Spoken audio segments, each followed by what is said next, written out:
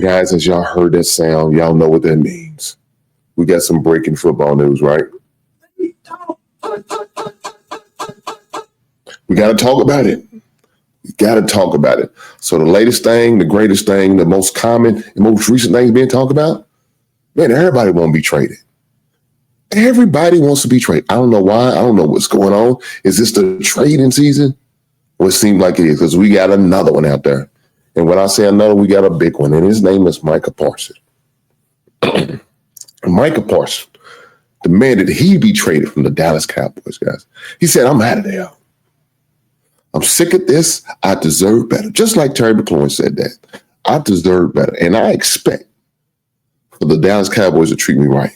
Man, this man was trying to get a deal kind of done last year. You know, did it in good faith into negotiation, even without his agent.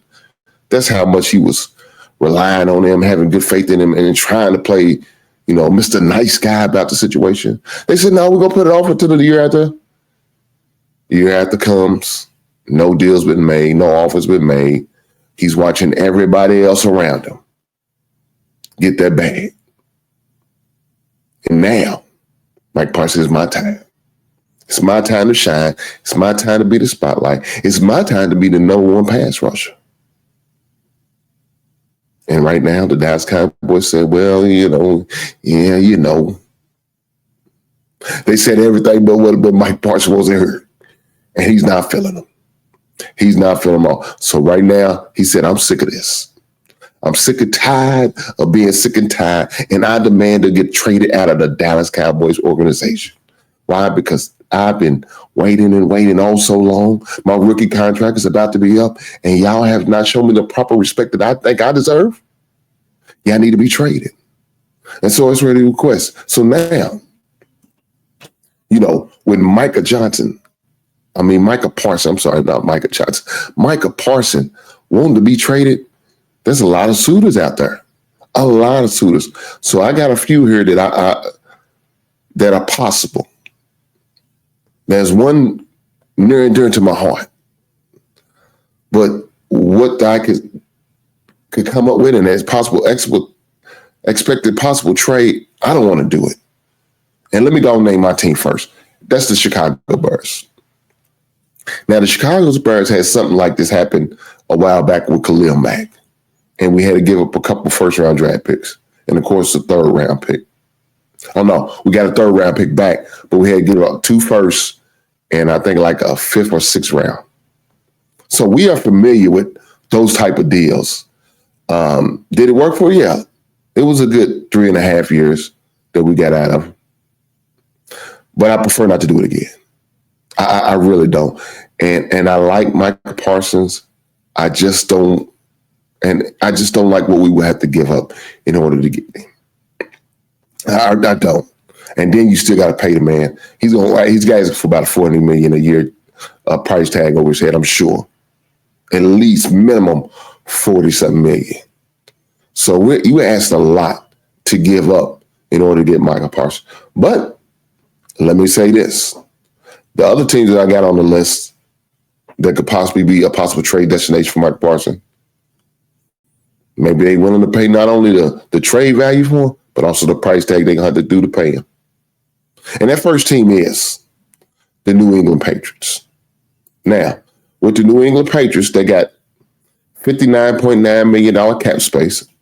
Money won't be a problem, right? Money won't be a problem. You got Mike Vrabel out there right now, new head coach for the New England Patriots. He's a defensive-minded guy, defensive coordinator, played a little bit of end, played a little bit of outside linebacker, knows a lot about the position as a pass rusher as well. So I think that will be a perfect marriage for them too. Plus, it's also going to help their defense. They need that, especially in the division they in, where there's a lot of offense with Josh Allen and Tua, you know what I'm saying, and possibly maybe the Jets with Justin Fields. I mean, I don't know. So you're going to need to come off that edge and have some good pass rushing ability in order to compete in that division. I think it'll be a perfect spot. That's my number one pick for them, or Mike Parsons go, if he's looking for the bag. Now, if he's wanting to win, he won't go there. At least no time in the next couple of years.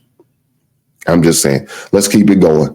My second pick, you know what I'm saying, my second ranked team that I think he could possibly land, and that's the Los Angeles. Let's say it right. The Los Angeles Chargers. They have $31.4 million salary cap space, a little bit of money to play with. Say probably willing on making them trades.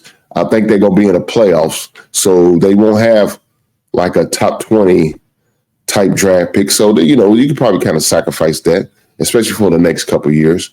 I know with Jim Harbaugh, he's that type of coach, man. He loves good defense. So somebody like Micah Parsons will fit right in. Now, the only thing about Mike Parsons, man, he's a little bit too vocal at times. That part about him, I don't know if Jim Harbaugh would accept. But when you're tired of Parsons, some things you'll kind of look over. But let's keep going. The Denver Broncos is another possible destination. Now they only have $12.6 million in salary cap space, so they're gonna have to work the numbers out for them. But with Sean Payton, he's an offensive minded coach, but he definitely does like to see a good defense. He had some good pass rushes while he was in New Orleans, so that wasn't a problem for him. So I think Mike Parsons will be a great addition for somebody like the Denver Broncos. So we'll see. The next team is the Seattle Seahawks. So they got Geno there as a quarterback, so their offense, not Geno. They no longer have Geno. They have Sam Darnold as offense. So the defense is going to need some help because I don't know if it's the same Sam Darnold from 2024-25 season, or we're going to have the Sam Darnold from the New York Jets, whose quarterback used to see ghosts.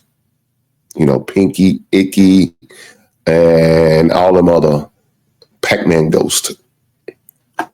I don't know. We'll have to see.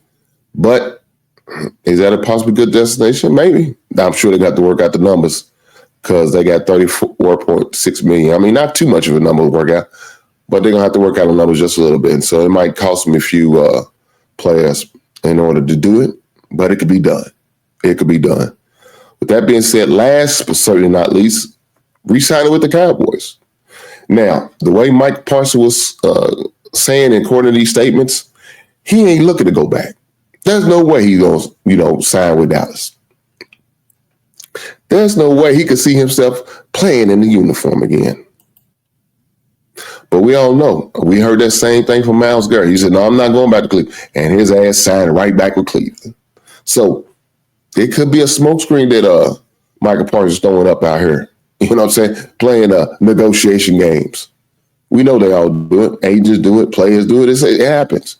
Teams do it. It happens. Right now they got $31.4 million salary cap. So is that all they're trying to pay this man? So disrespectful. So disrespectful. But with that being said, look, he's a 26-year-old pass rusher, man, all-pro edge rusher, man. He deserves his money. Whether he signs back with Dallas or goes somewhere else, he's going to get paid regardless. You know why? Because he's one of them top two in the NFL at the defensive end.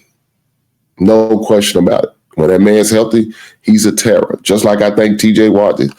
Truth be told, them two are probably your best two. I like Myles Garrett. I think Myles Garrett is a tough player, a good player. But it's something about Micah Parsons' motor, man, that I like a little bit more. And T.J. Watt's motor, I like a little bit more than Myles Garrett. Not saying that Myles Garrett's not good. I'm not Cleveland fans. Please believe me. I'm not saying that about you guy. But I do like them two guys just a little bit better. With that being said, I will catch you guys on the next one. Right on.